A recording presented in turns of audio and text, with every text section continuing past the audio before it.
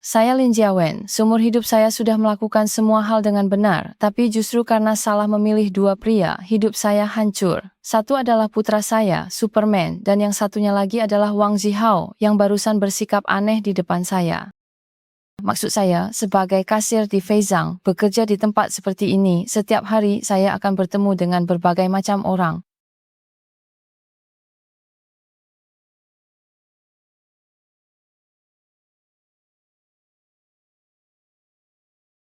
Ada waktu untuk menelepon saya nggak? Sudah janjian lama banget loh. Takut dengan ukuran? 888 Anda berhubungan. Tidak mungkin kita masih saling mencintai. Aku akan menunggu teleponmu. Selamat tinggal. Aku tidak peduli padanya, dia lewat sini setiap hari dan setiap kali dia keluar lewat pintu keluarku. Sekarang aku sudah berusia lebih dari 40 tahun. Aku tidak percaya lagi pada cinta pada pandangan pertama. Aku tidak akan bermain-main dengan anak muda seperti mereka. Hidupku yang tenang tidak butuh hiasan seperti itu. Namun hari itu, aku menerima telepon. Orang di seberang mengatakan putraku, Changran, dan teman perempuannya tertangkap basah orang tua si gadis di ranjang kamar sewa harian. Aku segera bergegas ke restoran yang mereka sebutkan.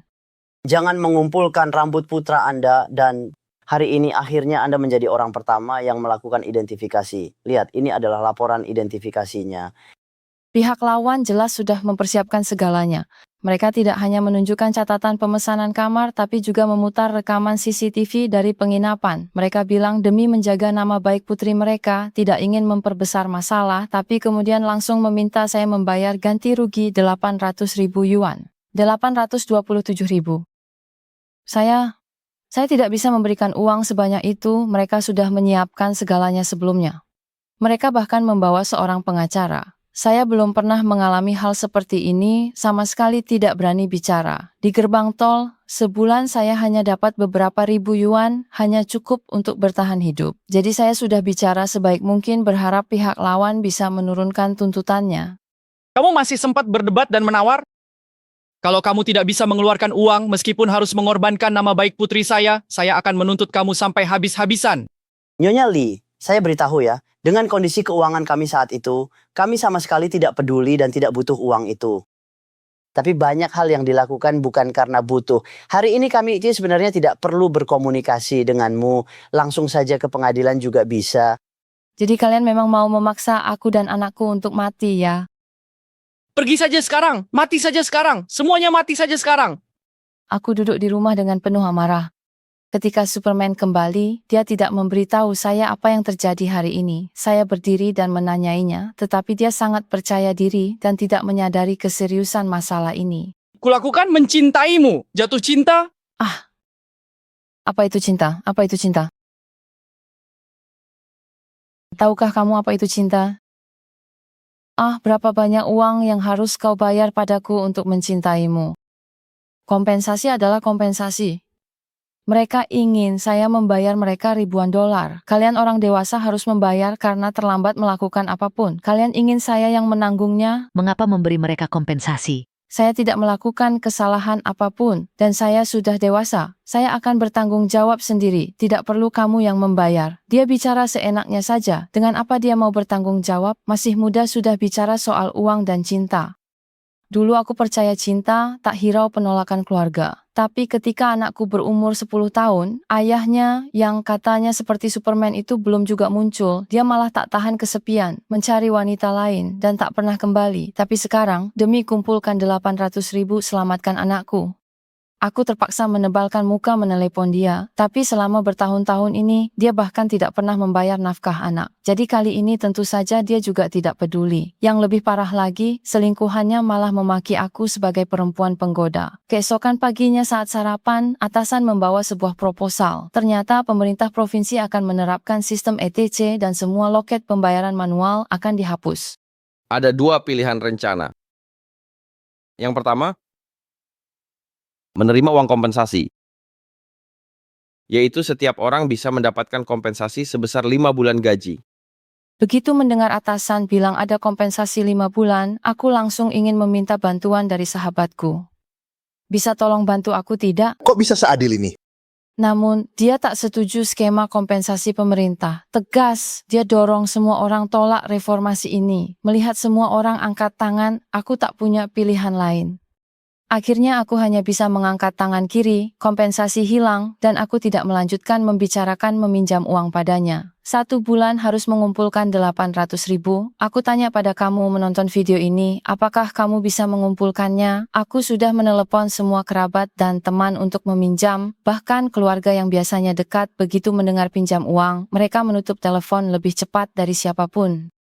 Hari itu, seorang wanita datang sambil membawa 3 lembar uang 100 yuan palsu sambil mengomel. Di gerbang tol ada aturan, jika menerima uang palsu, kita harus tanggung jawab sendiri. Tapi kalau ketahuan saat itu juga, bisa langsung disita. Jadi mulai hari berikutnya, Aku memanfaatkan kelengahan sopir untuk menukar uang mereka. Kebanyakan orang buru-buru, mereka memilih memberikan selembar lagi agar urusan cepat selesai. Beberapa hari ini, dengan cara itu, aku berhasil mengumpulkan cukup banyak uang. Awalnya kupikir cara ini bisa mengatasi krisis, tapi hari itu aku kembali bertemu sopir motor itu.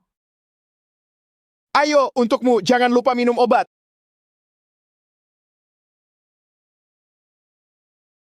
Kenapa kamu tidak peduli padaku? Uangku bahkan tidak cukup untuk membeli tiket pulang. Ayo, berikutnya. Dia memberiku selembar uang 1.000 yuan, tentu saja aku tidak akan menyia-nyiakan kesempatan ini. Jadi diam-diam, aku memasukkan uang itu ke dalam saku, lalu menukarnya dengan yang lain. Kepala stasiun, sepertinya kami menerima uang palsu. Tolong naik ke sini untuk membantu saya, terima kasih. Aku langsung melapor ke kepala stasiun, dia langsung menangkap tanganku. Kamu memberiku uang palsu. Di sini tidak ada watermarknya. Apa itu sebuah watermark? Tak lama kemudian kepala stasiun datang dan memeriksanya dengan saksama. Pak, Anda memberikan uang palsu ini. Mohon berhenti di depan. Kami harus memanggil polisi untuk menangani ini. Kamu sama sekali tidak bisa membantu. Tidak! Saya pun tidak tahu mengapa dia berhenti bicara di tengah jalan. Tetapi saya tidak menyangka dia akan menghentikan saya di tengah jalan ketika saya pulang kerja. Aku pikir dia meminta uang padaku. Maka saya langsung sampaikan pendirian saya bahwa ada orang seperti ini yang memakai uang palsu untuk menipu orang. Bagaimana kau membunuhku lalu berdebat denganku? Uang benar atau salah? Itu tidak penting. Yang penting perasaanku padamu. Benar-benar. Apa kamu ada masalah ya? Di bab 123 ada nomor teleponku kalau sempat hubungi aku. Aku malas menanggapi dia, toh uangnya sudah masuk ke kantongku, tapi tak disangka dia tetap ngotot. Jangan lihat aku begini, aku anak orang kaya. Aku bisa membantumu. Sejak saat itu, aku tidak berani lagi mengambil uang sopir. Aku hidup hemat, tapi meskipun sudah menjual semua barang berharga di rumah, tetap saja tidak bisa mengumpulkan 800.000 itu. Aku pun berpikir untuk pergi ke rumah gadis itu dan memohon belas kasihan. Tapi setiap kali aku teringat wajah ayah gadis itu yang rela mengorbankan kehormatan putrinya demi mendapatkan 800.000, aku jadi kehilangan keberanian untuk mengetuk pintu rumah mereka. Saat itulah aku kembali teringat pada orang itu. Dia bilang dia anak orang kaya, mungkin 800.000 tidak berarti apa-apa bagi mereka.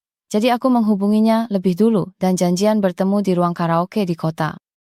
Kelihatan jelas dia sangat senang. Aku yang belum pernah ke tempat seperti ini agak gugup, juga sedikit takut. Di telepon aku sudah bilang padanya, aku ingin meminjam sedikit uang karena sedang butuh mendesak. Kamu ada uang yang bisa dipinjamkan ke aku nggak? Lain kali, bisakah kamu menghiburku lagi? Uangnya mau dipakai buat apa? Itu urusanku. Kalau kamu punya, pinjamkan saja ke aku. Dia bilang bisa meminjamkan uang ke aku, tapi ada satu syarat. Kamu harus jadi pacarku dulu, maksudnya kita harus pacaran. Sebagai orang yang sudah berpengalaman, tentu saja aku tahu apa maksud pacaran yang dia katakan. Aku mengikuti dia masuk lebih dalam ke gang, terlihat jelas dia sangat terburu-buru, tapi saat hampir sampai di penginapan, aku malah mulai ragu.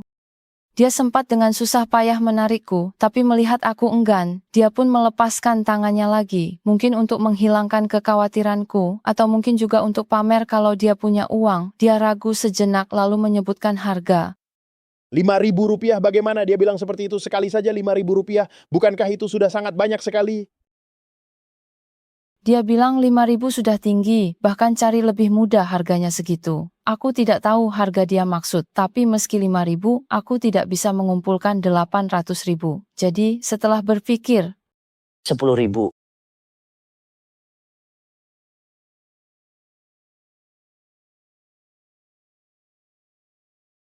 Kamu benar-benar wangi ya setiap kali. setiap kali beri aku 10.000. Ah, tolong berhenti sebentar. Janganlah begitu. Baiklah, baiklah. Saya mengerti sepenuhnya sekarang. So, Pinky. Sudah, janganlah marah lagi, ya? Aku agak kecewa, juga tidak bisa menjelaskan perasaanku sekarang, tapi aku bisa melihat dia sedang sangat senang. Aku sangat lelah, tapi tetap tidak lupa membungkus sisa makanan yang dia makan untuk anakku. Ikan ini juga begitu. Makanan yang sudah dimasak mau dikasih siapa? Selain itu, kedua makanan sudah agak dingin. Kalau dipanaskan dua-duanya, aku benar-benar tidak tahu kapan berakhir. Sejak itu, dia akan datang, menemuiku, kapanpun ada waktu. Dia bilang ingin mengajakku kencan ke sungai, tapi aku hanya ingin dibayar untuk kesepakatan itu. Aku tak punya waktu bicara cinta dengannya. Aku tak di sini untuk kencan denganmu. Tolong selesaikan semuanya dengan cepat, saya ingin kembali.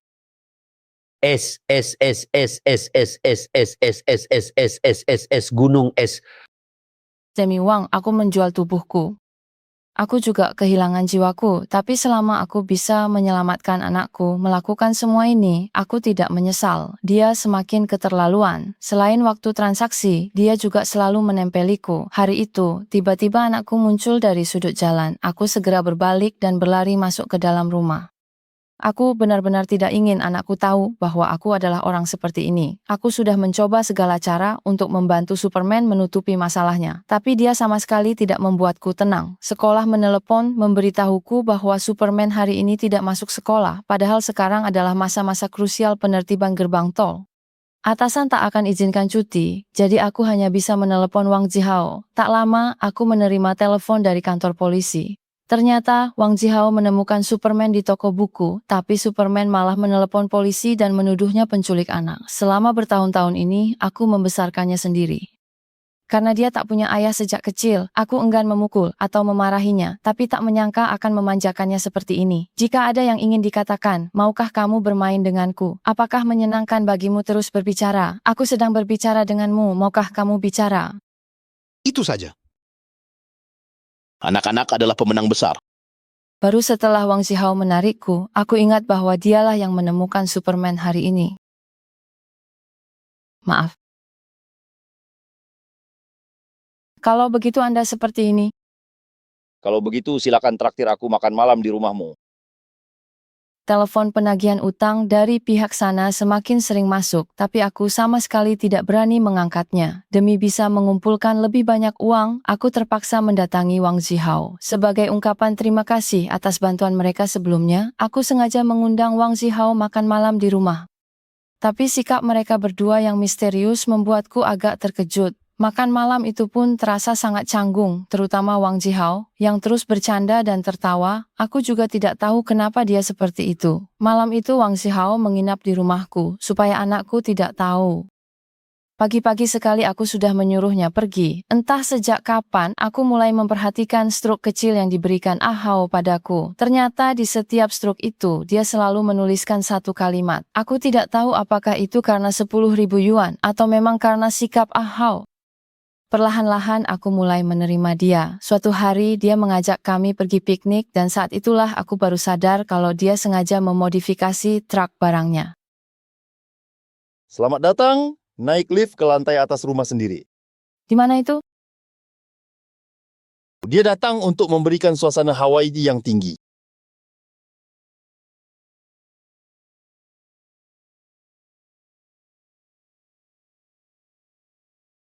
Hari ini adalah hari yang baik Angin yang bertiup sangat lembut meniup rambutku dan juga menghapus semua awan kelabu yang selama ini membayangi hatiku. Dia membawa kami ke tepi sungai. Aku duduk di dalam mobil, melihat Ahau dan Superman. Tiba-tiba aku merasakan dingin di hati yang sudah lama tak kurasakan. Untungnya Chong naik ke mobil dan berbaring di sampingku. Aku mengeluarkan uang palsu yang sudah kutukar itu. Ini untukmu. Di tanganmu, dia membolak-baliknya, tak disangka langsung mengenalinya dengan sekali lihat. Benar kan? Aku kan sudah bilang, yang kuberikan padamu itu asli. Ternyata setiap lembar uang kertas yang dia berikan padaku ada puisi cinta yang tertulis di atasnya. Berjalan melewati hutan, mengawasimu, menjaga semak-semak, menjaga malam, menjaga angin, menjaga kabut. Aku akan mengawasimu di malam hari setiap saat. Rahasia angka 31 adalah rahasia. Anda melewatkan kalimat terakhir. Tekanannya sangat besar. Bagaimana dengan penulis hebat? Aku sama sekali tidak percaya omong kosongnya. Beberapa hari yang lalu dia bilang dirinya anak orang kaya. Sekarang dia bilang dirinya keluarga penulis besar. Tapi sebenarnya dia itu siapa? Sekarang, bagiku itu sudah tidak penting lagi. Setiap hari aku terbangun dari mimpi. Dan setelah bangun, aku mendapati semua orang sudah menghilang. Aku berteriak memanggil nama cacing dan Ahau dengan keras. Lampu tiba-tiba menerangi lorong panjang yang tertutup ini. Aku sangat ketakutan. Tempat ini seperti hidupku sendiri, membuatku takut tanpa harapan. Saat aku terbangun lagi, baru kusadari semua itu hanyalah mimpi.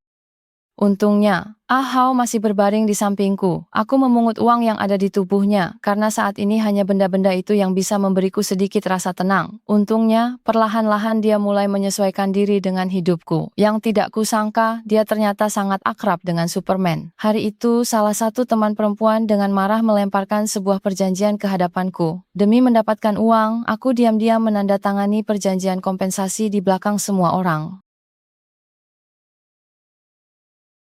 Kalian mengkhianati kami demi uang. Saudari Shocking, Tidak perlu melakukan hotel. aku tidak tahu apakah aku salah, tapi aku butuh uang untuk menyelamatkan putraku. Aku sedang dalam suasana hati buruk, jadi aku memakai riasan tipis dan ingin bicara dengan Ahau, tapi dia membawa wanita yang katanya saudara baptisnya. Dia membawa kami ke ruang karaoke dan menari gila-gilaan di lantai dansa bersama gadis itu. Aku merasakan sesuatu yang sulit diungkapkan, hanya duduk di sana, melihat mereka minum satu gelas demi satu. Bahkan, Ahau ingin turun dan menarikku untuk ikut menari.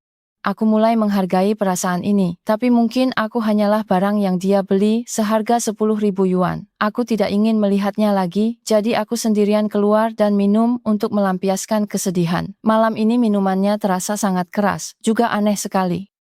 Tepat ketika Ahau baru saja menghangatkan hatiku kembali terasa sangat dingin. Aku menyampirkan jaket di pundakku. Tak disangka seorang nenek tua yang bau mendekat kepadaku.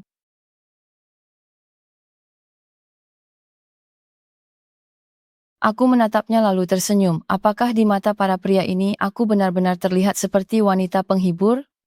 Aku tidak menjawabnya, hanya melemparkan gelas ke arahnya hingga dia terlempar ke ruang karaoke. Telepon dari keluarga Cui makin sering. Aku duduk di ranjang, tak ingin mengangkatnya, tak berani. Tadi malam, meski Ahau tak melakukan apa-apa, dia menyuruh Superman mengantar 10.000 yuan. Aku tak mengerti kenapa dia memberiku uang sebanyak itu. Kau bilanglah, kenapa kau begini padaku? Kenapa dia memberimu uang sebanyak itu? Aku tahu tidak mungkin ada makan siang gratis dalam beberapa hari lagi. Ahau pasti akan mencariku lagi. 10.000 yuan ini hanyalah uang muka darinya. Ternyata dugaanku benar. Keesokan harinya, Ahau langsung mengajakku bertemu. Tapi sekarang aku sama sekali tidak ingin peduli padanya. Pergilah, hari ini aku tidak ingin melakukannya. Tidak ada lagi. Tapi dia terus saja cerewet. Bukankah sisa hubungan pacar-pacaran kita ini cuma kamu bayar, lalu aku tidur denganmu? Bukan seperti itu, sama sekali. Aku malas mendengarkan dia terus beralasan, jadi langsung saja aku menerekamnya demi menghemat uang sewa kamar. Aku membawa An Hao pulang ke rumah. Dia sangat puas, tapi malah berkata padaku, Aku tidak punya uang yang bisa kuberikan padamu. Maaf ya.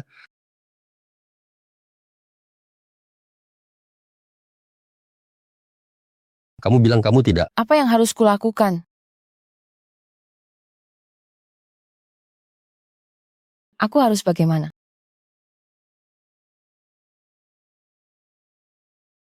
Bukankah waktu sudah janji? Aku sudah berpakaian rapi menatapnya mata membelalak, tapi Ah Hao ingin maju menjelaskan. Aku mendorongnya keras, membayangkan Superman sebelah masuk menerobos. Kalau kamu menemuiku lagi, Jadi, apa maksudmu dengan memanggil ibumu seperti itu? Siapa? Bagaimana kamu bisa yakin? Aku yang buka pintu, kenapa kamu malah memotret? Kamu pikir kamu merindukan ayah dan ibu? Dia pikir dia itu siapa? Dia kira uang yang dia berikan sudah cukup untuk mendapatkan apa yang dia mau. Sekarang uangnya habis, aku masih harus cari cara untuk mengumpulkan uang lagi. Jadi aku mengusirnya, pergilah kamu. Ah Hao, berlututlah dan mohon padaku. Aku bisa cari cara, aku rasa kita bisa bersama-sama. Kamu benar-benar merasa kita sedang pacaran. Dia tidak berkata apa-apa, hanya tersenyum pahit. Lalu dia mengenakan pakaiannya dan bersiap untuk pergi, tapi sebelum pergi dia masih sempat bertanya padaku satu hal. Jadi, kamu sendiri memang cuma mau uang ya? Benar sekali, aku memang hanya butuh uang saja. Yang aku inginkan memang uang. Tak lama kemudian aku kembali menerima telepon dari Ah Hao. Aku tidak tahu kenapa aku tidak mengangkatnya. Mungkin antara uang dan perasaan, sekarang aku lebih butuh uangnya. Tapi sekarang dia hanyalah seorang telepon penagih utang dari pihak lain semakin sering, aku jadi semakin gelisah. Kenapa semua orang memaksaku? Aku tahu sebenarnya dia ingin membawamu, jangan pergi, telepon saja. Tapi demi mencegah Superman masuk rumah sakit Fu, yang paling penting sekarang adalah mengumpulkan cukup uang untuk ganti rugi. Namun saat aku melihat uang yang penuh dengan kenangan cinta itu, aku kembali teringat pada Ah Hao. Aku tiba-tiba sadar, sekarang aku bukan karena 10.000 yuan itu, melainkan karena perasaanku pada Ah Hao. Namun, dia tidak pernah menjawab panggilanku lagi. Aku datang ke ruang karaoke yang sering dia datangi, dan ternyata kosong. Aku melihat ke kursi tempat kami makan pertama kali, dan aku duduk dengan tenang. Siapa orang itu? Wanita yang keluar adalah saudara baptis Ah Hao hari itu. Apakah setidaknya ada satu di sini? Bagaimana saya tahu? Itu bukan masalah pribadi tamu seni bela diri. Kamu bukan saudara perempuannya. Ah. Dia meniduri saudara perempuannya. Adik. Pemula ya. Semua orang keluar untuk bermain-main dengan gadis. Apa yang salah denganmu? Siapa yang tertawa sampai mati? Gila, bagaimana orang bisa begitu buta ketika mereka dibayar untuk melakukan sesuatu? Hei, tetapi saya sarankan Anda untuk lebih berhati-hati. Kirim saja untuk dimainkan, tidak ada yang jatuh cinta pada para tamu. Ini benar-benar bukan polo ya. Hai. Hei, aku baru sadar kalau Ah Hao memperlakukan semua wanita sama saja. Dia bisa menghabiskan uang untuk mencariku dan kemudian menghabiskan uang untuk memesan saudari kering lainnya. Tiba-tiba, sebuah suara membangunkanku sepenuhnya. Mobil itu semakin dekat dan cahayanya begitu familiar. Ah Hao menghentikan mobil di depanku. Dia perlahan menoleh ke arahku, lalu menyerahkan potongan tiket itu padaku dan aku menerimanya. Pada saat itu, aku pikir kami sudah berdamai. Dia tersenyum padaku, aku juga membalas senyumnya, tapi dia malah langsung menjalankan mobilnya pergi. Aku buru-buru mengejarnya keluar. Ah Hao tidak berhenti, dan saat aku ingin melihat potongan tiket di tanganku. Namun Li Zhenfeng malah meniupnya pergi, aku buru-buru mengejarnya keluar. Aku tak peduli dengan mobil-mobil yang melaju dari arah berlawanan, perlahan-lahan potongan tiket kecil itu, seperti Ah Hao bagiku, begitu dekat namun tetap tak terjangkau. Kali ini aku tidak melepaskannya dan berusaha keras menangkapnya, tapi potongan tiket itu kosong tak berisi. Aku mengikat rambutku dan merias wajah dengan make up. Hari ini aku punya urusan penting, membawa Superman ke rumah gadis itu untuk membayar ganti rugi. Pada akhirnya, aku tidak berhasil mengumpulkan 820.000. Aku ingin membawa Superman meminta maaf kepada pria itu, tapi Superman tidak bisa memahami tindakanku. Ah, kamu mau ngapain sih? Ah, ya tunggu sendiri aja. Wen Mulan duduk di tangga, di tangannya ia menggenggam erat kantong uang itu. Entah berapa lama lagi baru bisa kembali. Dia membawakan aku sebotol cola, aku menggenggam erat lengan Superman, lalu aku meneguk cola di tanganku. Kebanggaan itu seperti angin, pada akhirnya hanyalah seorang pengunjung dalam hidupku. Semua ini bagi usiaku sekarang terasa seperti sebuah mimpi. Kini saat aku terbangun dari mimpi itu, di sisiku hanya tersisa Superman.